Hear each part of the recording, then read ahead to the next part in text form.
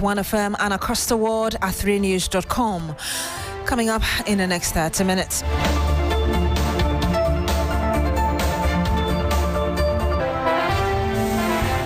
Mixed reactions to calls for religious leaders to formally share any prophecies or spiritual insights of national importance with the government.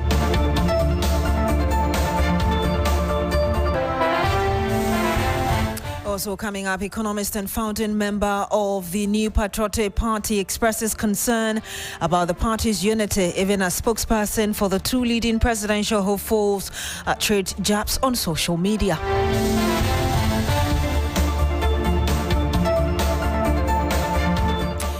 Much later on the program, Ghana Health Service urges public to report bodily rushes to the nearest health facility as confirmed mpox cases increase.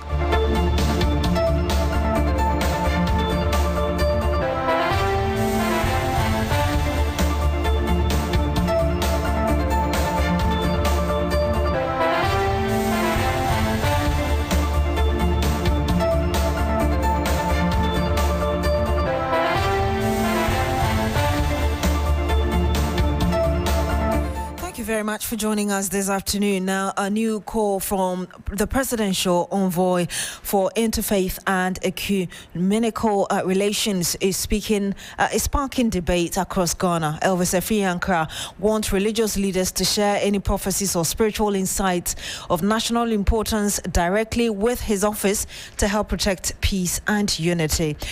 The appeal follows claims that some pastors had foretold last week's fatal military helicopter crash. The claims have since stirred controversy over the public handling of such messages.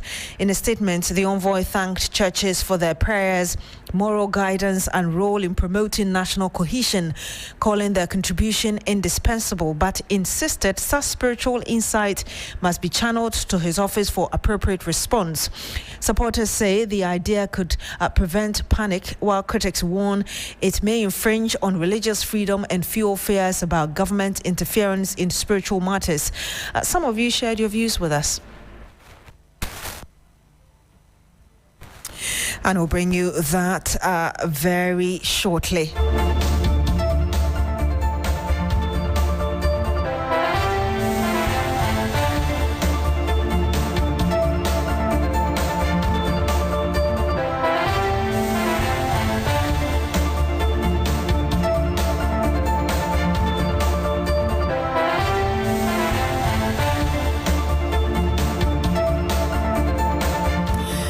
Whilst we wait for that, now, even though the three-day national mourning ended on Saturday, Ghanaians continue to flock to the Jubilee House to take part in the solemn floral tribute to the 8 fallen heroes who died in the helicopter crash on Wednesday, the 6th of August. The Ghana Health Service, led by the Director General, Professor Kaba Akotia, as well as other organizations, were this morning there to equally pay their floral tribute.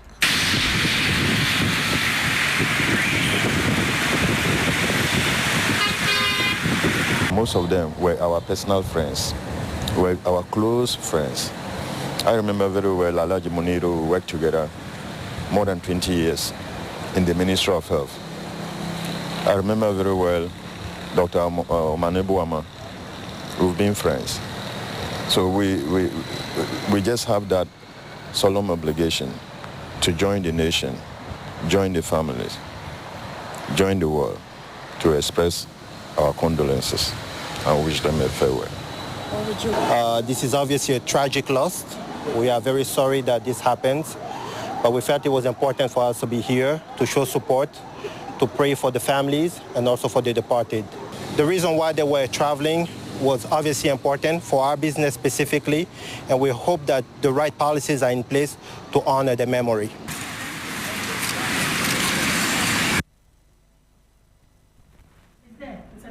And you heard there some people who went to the forecourt of the Jubilee House today to pay their floral tribute. In a separate or related development, statesman and renowned economist Kwame Pianim has asked people to stop the blame game following the military helicopter crash that claimed the lives of 8 state officials, including the defense and environment ministers. This comes 2 days after the presidency brought the 3-day national mourning to a close. Mr. Pianim was responding to a question that the president might have been lenient in his fight against illegal mining upon assuming office as president. He spoke in an exclusive interview with me earlier.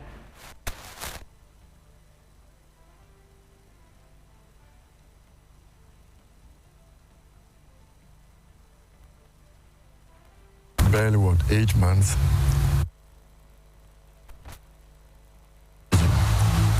My party, Akufo-Addo's government, was in power for 8 years. What did we do about it? So it's not a time for stating blames, allocating blames. It's a time of facing our responsibilities seriously as Ghanaians. Okay. The president has the historic opportunity to set this country right. He is the only person who can set it. I say it and people misinterpret me. He has been a district assemblyman. He's been an MP. He's been a deputy minister. He's been a minister. He's been a vice president. He's been a president. And he's come back as a president. He knows all the tricks of Ghanaians. He knows all the problems. He's the only person who doesn't need me or the voters for an election.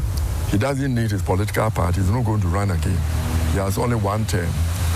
He's the only Ghanaian out of the 35 million of us who can set the agenda so that the country takes another path, a path that will give hope and trust to the young people who are coming, a path that will make people loyal, a path that will stop people going into politics because they just want to get rich.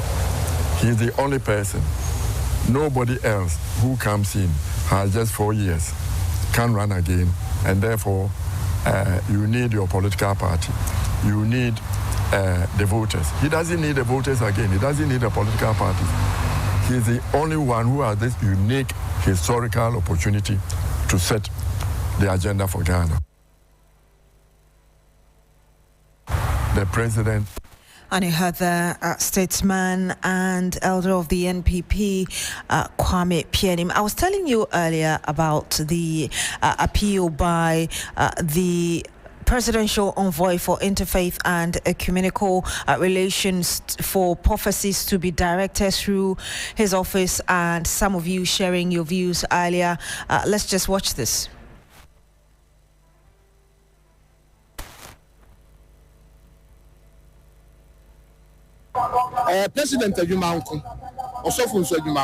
The president has his own responsibility, so as the pastor. If the prophet see anything, he should pray against it.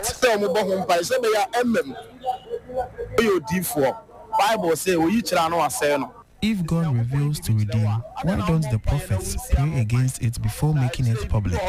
The prophets shouldn't wait for the deed to happen before they talk about it.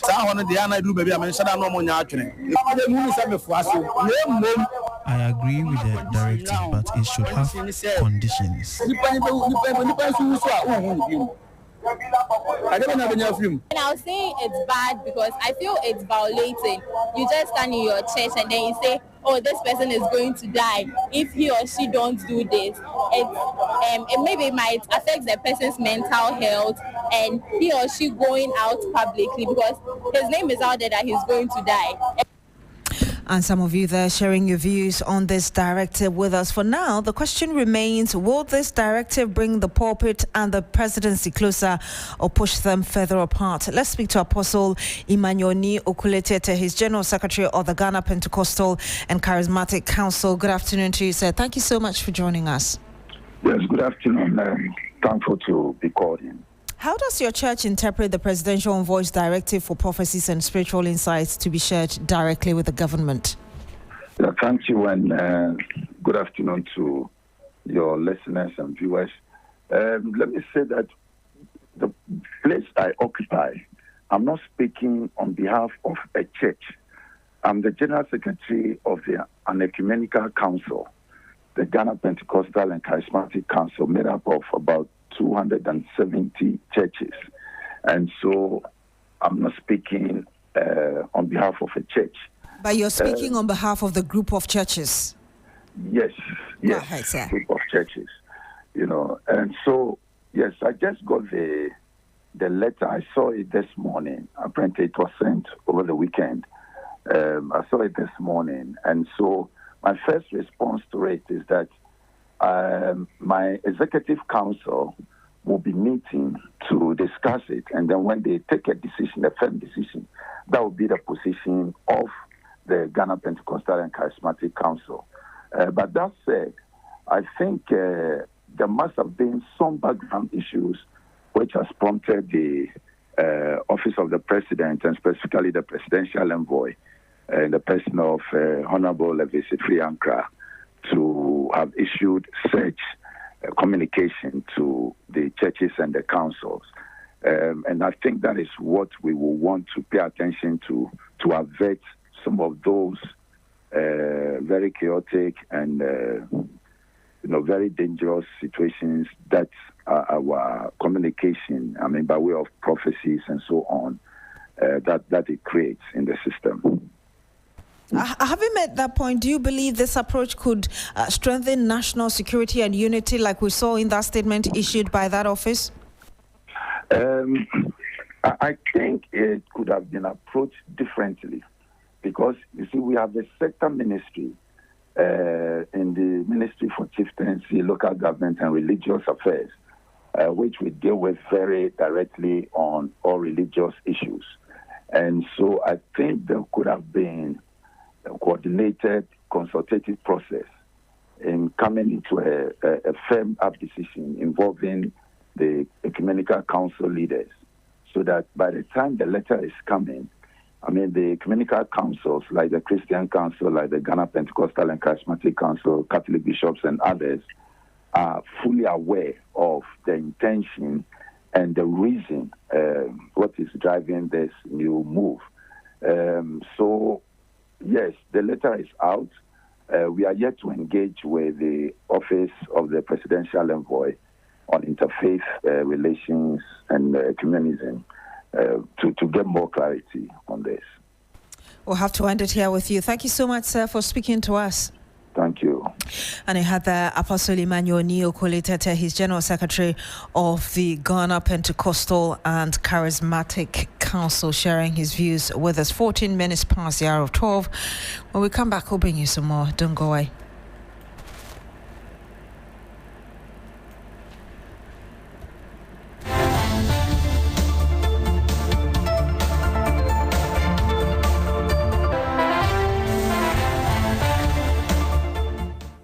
Get a loan to turn your ideas into reality. Already running a business? Need more capital? Or are you a salary worker looking for extra funds? Bills offers fast and easy loans with no collateral, no deposit, and no SUSI savings required. Wherever you are, whatever you need, Bills makes it happen. Call Bills Microcredit today. Call 0596 920 833 or 0302 200 390 and get started. Bills is licensed and regulated by the Bank of Ghana. Bills, financing your needs. Terms and conditions apply.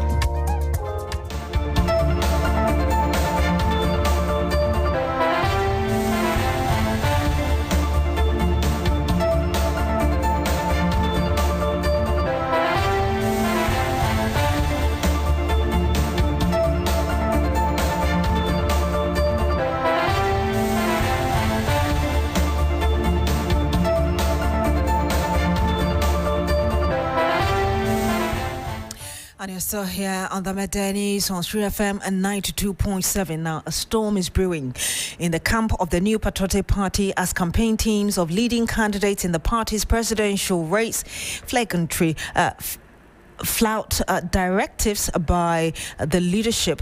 Now, it follows what has been a war of words from the Baumia and Ken Japan camp over the weekend as the battle for who leads the MPP into the 2028 election picks up. This is despite the party directing all campaigning be brought to a halt pending the Akwatia by-election. The development sparks fresh concerns again over the hold on party members in respecting directives. Shortly, we'll speak to a political analyst and what this means. But first, let's walk you through the details of exactly what the camps have been saying. Now, it is misguided and untenable, and that is coming from one of the camp's spokesperson, Kwesi Kwarteng, who is the spokesperson for Canada Japan's team, saying it is misguided and untenable for anyone to suggest that the same person who led us to poorest and worst defeat ever be automatically given a second chance, especially when Professor Adu, a founding member of the party, was denied one despite the circumstances surrounding his performance. The 2028 election will not be about second chance candidate. It will be about strong candidate. It will be about credible candidate, and most importantly, a winnable candidate, and that is where Canada Japan comes in. As we saw in Ablekuma North, the NDC, after just 4 years, will do everything possible to entrench its hold on power, and we can't afford to present a weak candidate. So that's coming from Kwesi Kwarteng, who speaks for the Canada Japan campaign team. And then there was a response from Miracles Abuaji, spokesperson, the Baumia campaign team, who said, your candidate's reckless temperament, divisive rhetoric and history of inciting violence makes him utterly unfit for the presidency. Whether on the first chance, second chance or third chance, he just will not cut it for our dear party and country. His lack of self-control is alarming. From threatening journalists on live TV to promoting lawlessness, he consistently prioritizes aggression over diplomacy. Can the MPP and Ghana trust a man who rules by intimidation rather than integrity? So that came from Miracles Abuaji, spokesperson, the Baumia campaign team. Well, on this, statesman and elder of the same party, Kwame Pianim, says himself and founding members are worried and anxious about the current direction of the party. Now, it comes, as I just told you, the MPP faces the challenge of uniting its front following its loss in the 2024 general election and the decision of the current leadership to hold its presidential primary in January 2026 ahead of other grassroots elections. In an exclusive interview with me earlier, Mr. Pianim also said that the elders of the party intend to have a stakeholders engagement to help change the current direction of the MPP. Mr. Piani, you are an elder of the MPP, like you just said. Yes.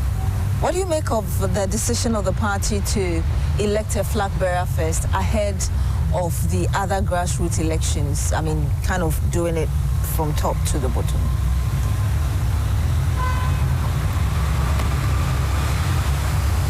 I don't agree with it. We are trying to restructure the party. We are trying to get the young people who are running the party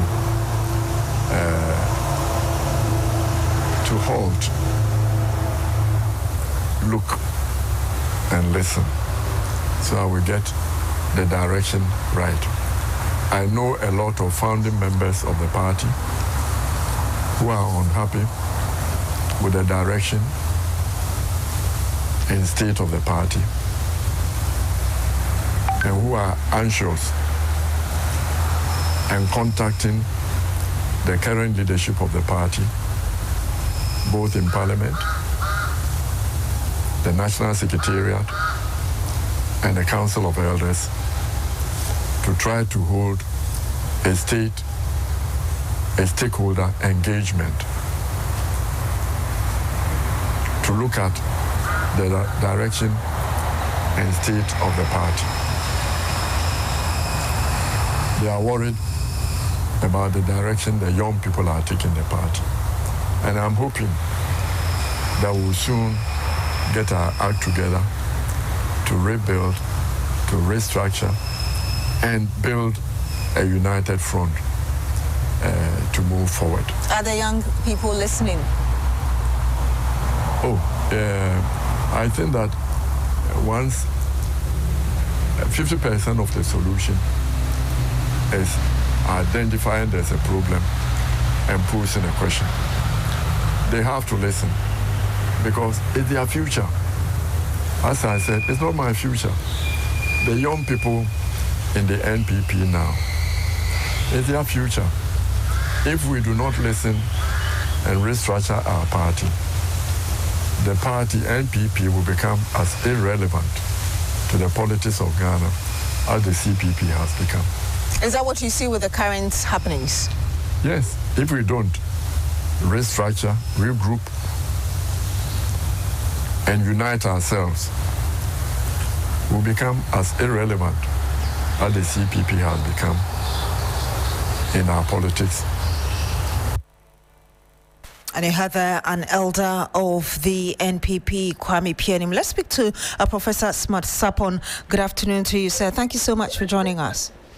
Yes, good afternoon. We'll go into what Mr. Pianim just told us, but first, your reaction to those exchange of words, kind of washing their dirty linens in public between the spokesperson of Kennedy Japan and that of Dr. Mahmoud Bawumia. Well, as many well-meaning Ghanaians and even party people have condemned, I think it is in order that we start by condemning it and call them to restraint. It's been one thing too many. You've gone into elections. The elections didn't go well. It appears that some people are quick to blame others apart from themselves. In fact, all others apart from themselves. Meanwhile, if you call yourself a party member, you should take equal share of successes or losses that befalls your party. So it is highly an unnecessary venture to go attacking and blaming all others apart from one's own self. And the level it has reached is kind of, then I would also retaliate, tell you how you also contributed to the failure, and it will end up like the elder Kwame Pianim said, washing your dirty linen in public. So they should be called to restraint. They themselves are adults. Kwate is a lawyer, an adult. Miracles is an elder, is an adult, and then the former MC. They are persons of good caliber in society. So they should call themselves to restraint and wait for direction. Respect their party arrangement and all those things, which of course does not include coming to be at each other's neck. And aside from, of course, the elder saying that he's unhappy, he himself with other founding members are unhappy with what's going on, and they intend to have a stakeholders meeting. How do you expect the leadership now to react to what, for instance, Kwame Pianim is saying, even with a plan ahead to have a stakeholders meeting? It is in the interest of the current leadership of the party to have this stakeholders meeting Dr. Pianim is talking about. They, I'm sure, would welcome. In fact, they've been long looking up to these elders who I'm sure in the quiet have been guiding them and providing leadership to them backstage. Perhaps they've come out for us to hear them speak because of the government, the status the degenerating is getting to. But I want to believe that the party would welcome this call and they will participate fully. It will be in their interest as leadership at this time in the life of the party to have the party restored to that calm party, that elitist, polite NPP that we all knew them to be. And I'm sure this call is welcoming, and leadership now would want to participate fully if they are invited into such a stakeholder meeting. We'll have to end it here. Thank you so much, Mr. Smart Sapon, Professor Smart Sapon, for sharing your views with us on this. Now, Ghana has, as of August 7, confirmed a total of 346 mpox cases with one death in 14 regions. The increasing number in cases is raising concerns among the general public. Director of Public Health at the Ghana Health Service, Dr. Franklin Adu, maintains the need for the general public to report any rush to the nearest hospital, cautioning against the perceived low risk among the populace. He was speaking exclusively to TV3.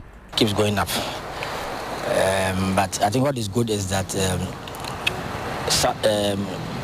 was only one person who's died, and if we look at the cases that we've gotten, I would say that about 95% of them are mild cases. So there are two things here. One is the perception of the disease itself, and the other one is the stigma. So these are two issues that we are trying to address, because the disease is not so severe and does not kill. People play down on it. The other issue has to also do the issue about stigma. People trying to come out to say that I have the disease and reporting. So that's the way we are trying to address it, by trying to enhance our awareness question. I think that maybe in Accra it's not that loud. But if you go to areas like Takwa and parts of Western region, there's a lot of house to house using their vans, all going to create the awareness, because that is the hotspot. Yes, and so I would say that we are doing them optimal, but there's a lot going on. And I think that we need to communicate that is not a disease located to only Western region. It's across the country. As a ministry, as a service, and as a country, we, through WHO and the Africa CDC, we'll be getting some vaccines. But we don't want to place our focus on the vaccines, because the disease is a disease that can be prevented.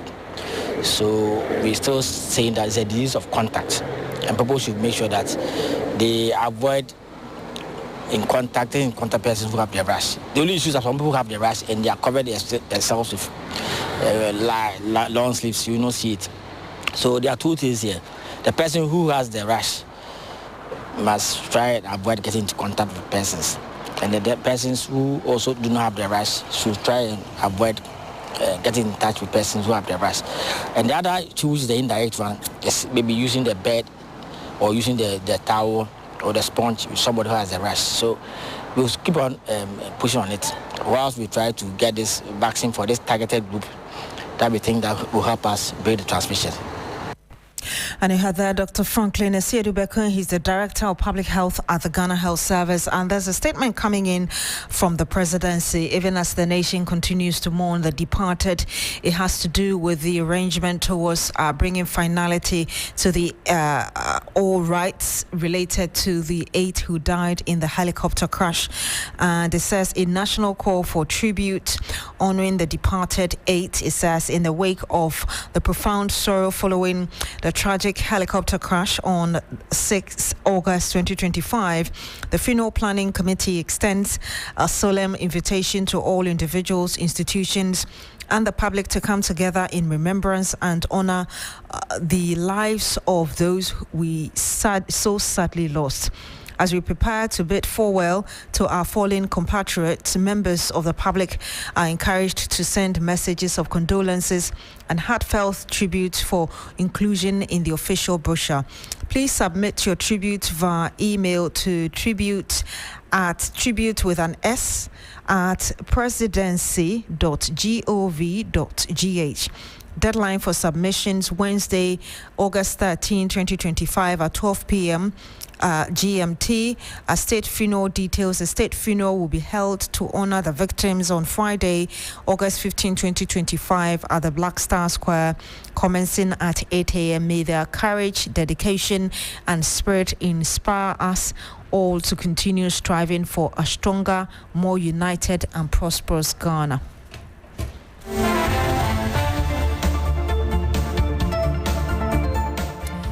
And that's it for the news here on 3FM 92.7. My name is Beatrice Adu. Thank you very much for joining us today. Coming up shortly is Business Daily with Michael Obudu.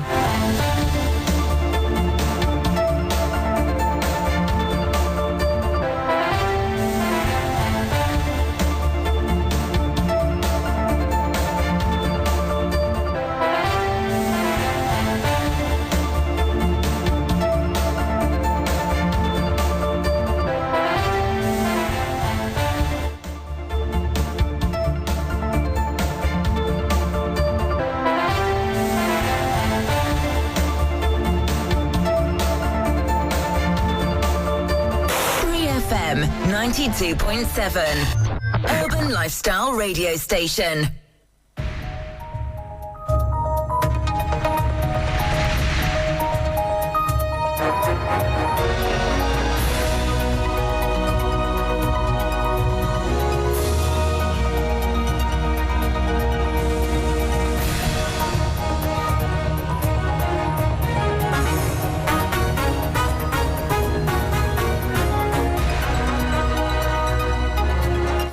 And hello there, good afternoon, and welcome to Business Daily here on 3FM 92.7 with me, Michael Obodu. Coming up, latest financial stability review reveals Ghana's insurance penetration stagnates at 1% in 2024 as overseas reinsurance transfer surges to 814 million cedis. Also, Deloitte Ghana cautions government against international capital market return despite improved debt indicators and investor confidence boost. And much later, Ghana Coalition Against Galamsey urges government to declare war on environmental criminals following tragic death of 8 patriots. We'll hear now from convener, engineer Dr. Kenneth Ashibi.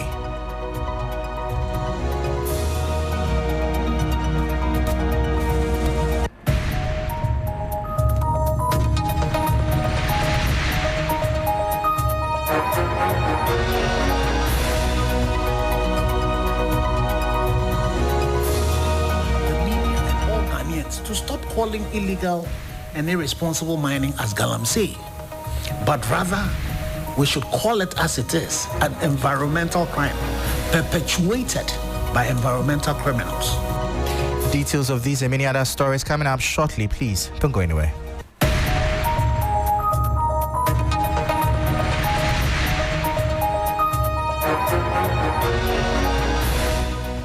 Thank you so much for your time. Straight into our top story. Ghana's insurance penetration remains low in 2024, holding steady at 1% based on gross premiums, the latest financial stability review has revealed.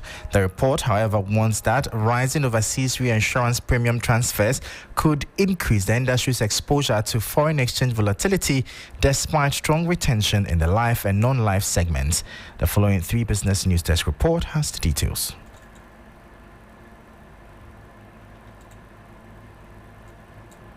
Ghana's insurance penetration showed no improvement in 2024, remaining at 1% based on gross premiums, the same as in 2023.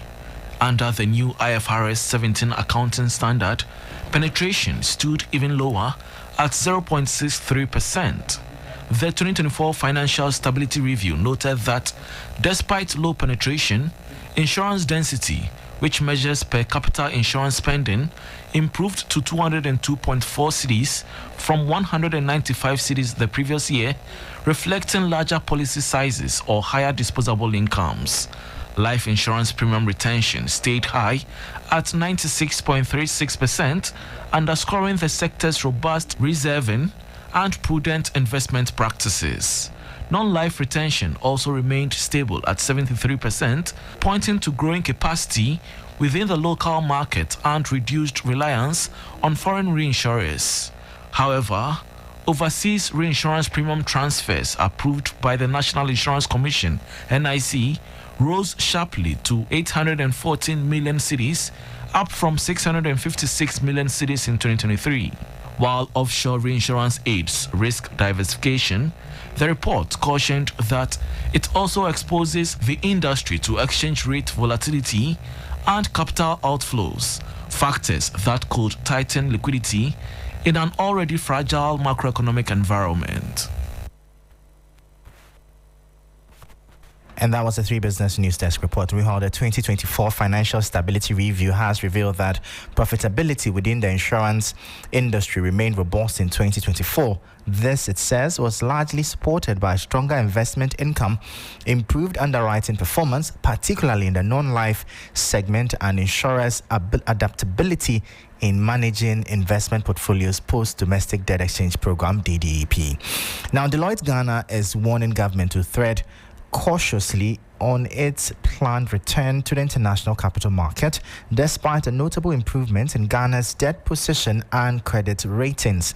In its review of the 2025 mid-year budget, the firm stressed that foreign borrowing should be strictly tied to strategic projects capable of repaying the loan to avoid a repeat of the debt crisis of recent years. The following report has more. Ghana's insurance penetration showed no improvement in 2024, remaining at 1% based on gross premiums. Deloitte Ghana is urging government to exercise caution as it considers returning to the international capital market, even in stronger macroeconomic conditions and upgraded credit ratings. The professional services firm says lessons from Ghana's recent debt challenges must guide borrowing decisions, with foreign inflows channeled only into strategic capital investments that can generate repayment capacity.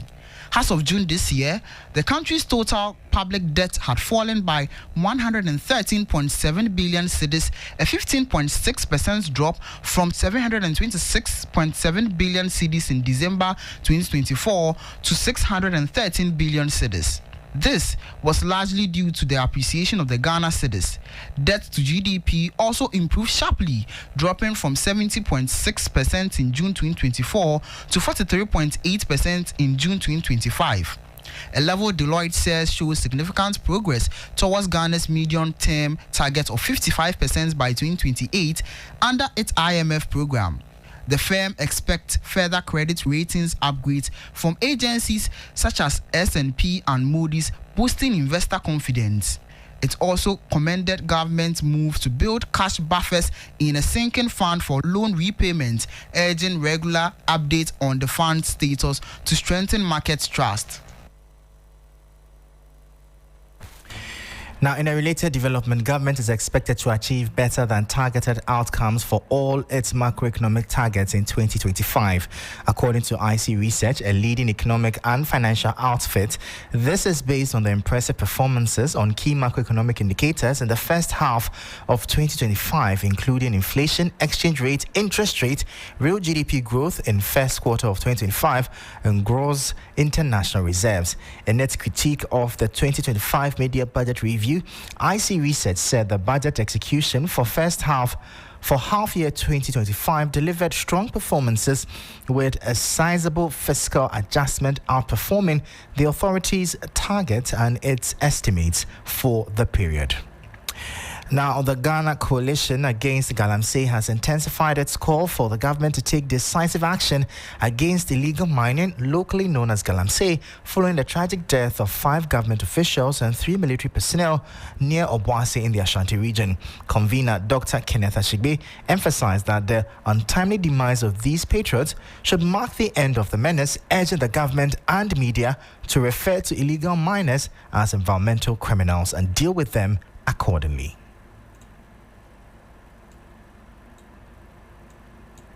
The coalition pays tribute to the eternal heroism of these gallant Ghanaians. We are especially saddened by the mission for which they were driven. The bloody price paid should imply that as a country, the persistent menace can no longer be tolerated.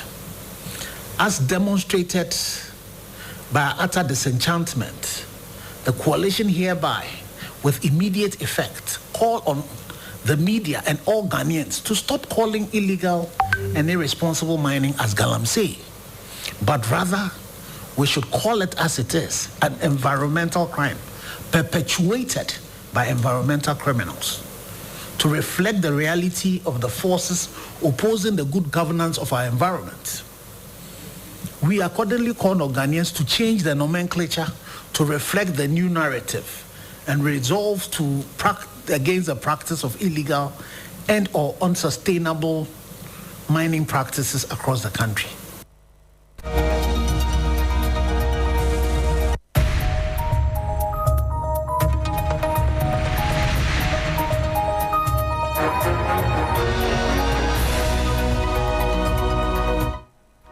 And that was convener of the Ghana Coalition Against Galamsey, Engineer Dr. Kenneth Ashigbe, bringing an end to Business Daily here on 3FM 92.7. For more business stories, please visit our website as 3news.com/business.